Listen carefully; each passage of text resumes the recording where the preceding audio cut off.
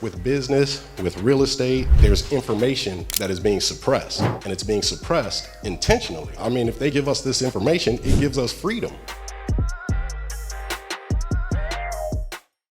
In our heart, it becomes an emotion. That emotion, it isn't even fear, it's anxiety and angst. And then it travels from our heart to our hands, and it becomes powerlessness, because we'll begin to see obstacles that don't even exist. We will conjure them up. We really will. We'll conjure them things up, make them jump right in front of us. Now, the way that we get over that is, instead of thinking, oh my God, I've got to learn so much, I don't know, this is gonna be really hard, I'm not good with contracts, I don't know these big words, whatever it is. Instead, you just switch that thought. It's a 2mm shift. I wonder what it's gonna feel like when I go into that bank and deposit a big boy check instead of begging for credit. I wonder what that's gonna feel like.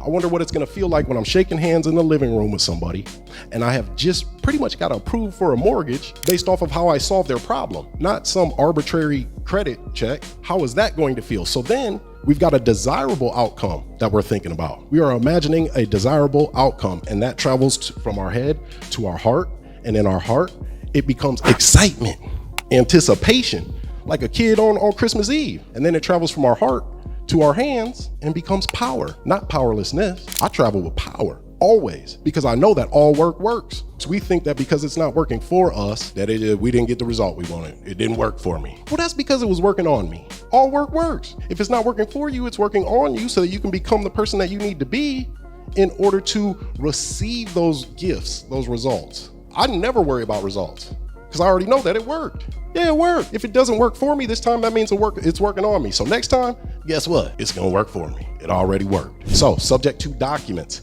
Pen is mightier than the sword. You have to have these documents. You can't just take over somebody's mortgage because you want to, and they said you could. You gotta play the game. When you go take over somebody's mortgage, you've gotta verify the terms of that mortgage. We trust, but we verify. They say, oh, I'm not behind on my payments. Yeah, I'm all caught up. Matter of fact, I think I paid ahead a little bit. So we verify, right? You can call any bank in America and you can pay my mortgage. Yeah, you can pay it, but if you ask them how much it is, they won't tell you. But this standard information release, man, documents. We sign an information release for everything, all right? You go to the doctor, guess what you do?